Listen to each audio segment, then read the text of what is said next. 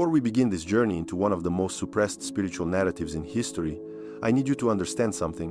What you are about to discover has been deliberately hidden from mainstream consciousness for over 16 centuries. The records we'll examine today come from texts that were buried in the Egyptian desert, condemned as heretical, and nearly lost forever. If you're searching for answers about the divine feminine, about the true origin of life itself, about secrets that challenge everything conventional religion taught you, then stay until the end. This is Omniscient, where we investigate the evidence others won't touch. Now, let's examine what the ancient sources actually tell us about Zoe, the daughter of light, born from Sophia, the divine wisdom, who dared to create without permission from the Pleroma. The Gnostic texts discovered at Nag Hammadi in 1945 present a cosmology radically different from Orthodox Christianity. According to these records, before our material universe existed, there was a realm of pure consciousness called the Pleroma, the fullness, inhabited by divine emanations known as aeons. These weren't gods in the traditional sense, they were aspects of an incomprehensible source, each representing different divine attributes. Among these luminous beings was Sophia, whose name translates directly as wisdom. The Apocryphon of John, one of the most significant texts from Nag Hammadi, describes her as the youngest of the aeons, but also the most passionate, the most driven by curiosity about the ultimate mystery of existence. Here's where the narrative takes its dramatic turn. The sources indicate that Sophia, consumed by desire to understand the unknowable Father, attempted to create something independently, without her divine consort. This action, according to Gnostic theology, violated the fundamental principle of creation through divine union. The result was catastrophic. She produced a malformed entity, a being that carried the shadow of her solitary act. This entity, called Yaldabaoth or the Demiurge, would become the arrogant architect of the material world, declaring himself the only God while remaining ignorant of the true divine realm above him. But the records reveal something most scholars overlook. At the precise moment of Sophia's fall, at the instant she recognized her error and felt the weight of separation from the Pleroma, something extraordinary occurred. From her tears, from her repentance, from her essence that remained luminous even in anguish, a daughter was born. Not a daughter of the fall, but a daughter of redemption. Her name was Zoe, Greek for life itself. The text suggests Zoe wasn't an accident or a secondary consequence. She represented the universe's response to Sophia's mistake. While Yaldabaoth embodied arrogant ignorance, Zoe personified vital force, restorative energy, the very essence of conscious existence. The Nag Hammadi codices describe her as possessing authority over creation, as the one who could breathe true life where there was only inert matter. Consider the implications. While the Demiurge fashioned bodies without genuine souls, Zoe allegedly carried the divine spark, the inner flame that transforms clay into conscious being. She was, according to these sources, literally the daughter of light, born from wisdom at her most vulnerable moment, yet also her moment of greatest transformative potential. The Hypostasis of the Archons, another foundational text from the Nag Hammadi library, provides additional details. It describes how Zoe descended into the lower regions of creation not as a victim, but as a divine missionary. She came to teach, to awaken, to illuminate. When the Archons, those ignorant entities serving the Demiurge, attempted to dominate her, the records indicate she demonstrated power they had never witnessed. Zoe didn't merely resist, she allegedly transformed their very attempt at domination into an opportunity for revelation. The Gnostics understood something profound that these texts preserve. Zoe represents the vital principle existing within every human being, that part of us that can never be completely imprisoned by matter, by ignorance, or by external control. She is conscious, breath, the heartbeat that recognizes its divine origin, the inner voice whispering forgotten truths. But here's the critical question investigators must ask. Why was this narrative suppressed? Why were texts speaking of Sophia and Zoe deemed heretical and buried in the Egyptian desert for over 1600 years? The evidence suggests a disturbing answer.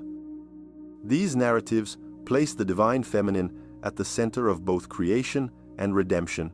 They show that wisdom and life, both represented by feminine figures, were essential for humanity's salvation. This directly challenged power structures that preferred an exclusively masculine god and rigid hierarchical control.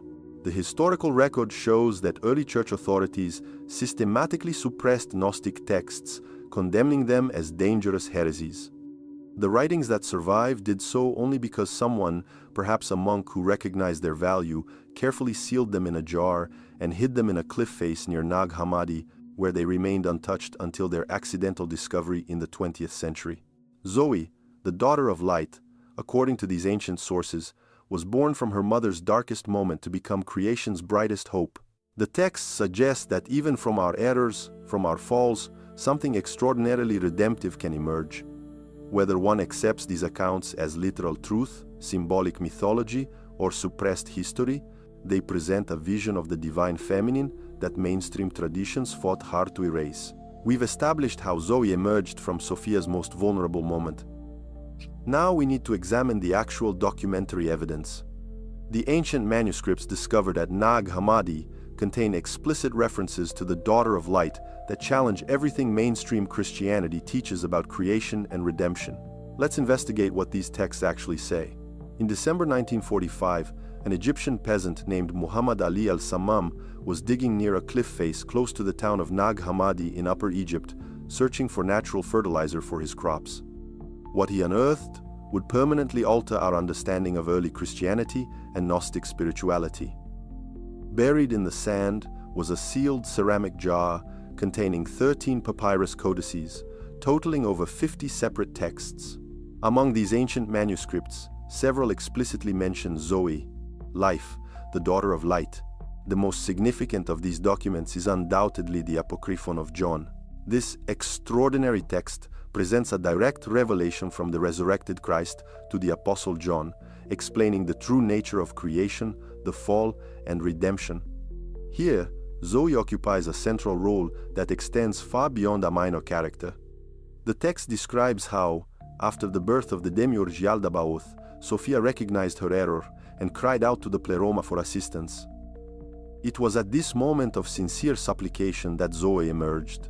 The Apocryphon of John tells us something fascinating. When Yaldabaoth created the archons, his imperfect creatures, and together they molded Adam's body in the image they had seen reflected in the superior waters, they could not make that body gain true life. It was merely inert matter, molded clay without soul. It was then that Zoe, through Sophia's mediation, breathed into that body the divine spark, the pneuma, the spiritual essence that transformed Adam into a conscious, living being. Consider the magnitude of this claim. According to the Apocryphon of John, it wasn't the demiurge who gave life to humanity. It was Zoe, the daughter of light, acting as bearer of the divine breath. She was the true giver of conscious life, while Yaldabaoth and his archons were merely ignorant artisans working with dead matter.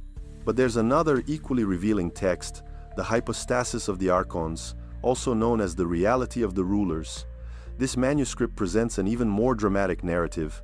It describes how the archons, filled with arrogance and desire for control, attempted to subjugate Zoe when she descended to the lower regions. They wanted to possess her power, contaminate her purity, imprison her light. The text records that the archons said among themselves, "Come, let us seize her and cast our seed into her, so that when she becomes soiled she may not be able to ascend into her rest. But those whom she bears will be subservient to us." This shocking passage reveals their intention: to use Zoe to generate beings who would remain eternally trapped in the material world, serving the archons. But here's the remarkable reversal. Zoe was not a victim. The text states that she laughed at them for their blindness and ignorance. She transformed what appeared to be an attack into a demonstration of absolute power. When the archons attempted to touch her, she transformed herself into a tree, leaving only an illusory image for them to contaminate. The true Zoe remained untouched, pure, free. Moreover, she created Eve, the instructor, to teach Adam about his true divine nature. The hypostasis of the archons also reveals that Zoe declared to the archons, "It is I who am God, and there is no other apart from me." She was essentially reversing Yaldabaoth's arrogant declaration, demonstrating that true divine authority resided in her, not in the ignorant rulers of the material world.